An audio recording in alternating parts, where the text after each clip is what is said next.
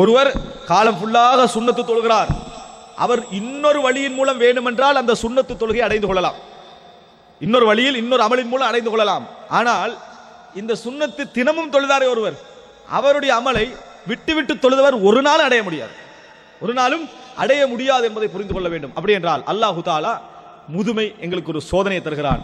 At least முதுமையை உணர்ந்தாவது இவர் மாற வேண்டும், முதுமையை உணர்ந்தாவது இவர் திருந்த வேண்டும் என்கின்ற ஒரு நிலை அல்லாஹு தாலா தருகிறான். அன்புள்ள சகோதரர்கள், இப்படி இரண்டாவது இறைவன் செய்யக்கூடிய விஷயம் அது. அல்லாஹு தாலா குர்ஆனிலே மக்கத்து காபிர்கள் குறைஷிகளை பார்த்து கேட்கிறான், எத்தனை அத்தாட்சிகள் அவர்களை சூழ போய்கொண்டே இருக்கின்றன, வஹும் அன்ஹா முஅரிதுன், அவர்கள் அதை விட்டு புறக்கணித்தவர்களாகவே இருக்கிறார்கள், காஃபில்களாக உணராதவர்களாகவே இருக்கிறார்கள். அப்படி என்றால் சோதனை நம்மளை சுத்தி போகும், கிராஸ் பண்ணி போகும், நம்ம அதை சோதனையாகவே நினைக்க மாட்டோம்.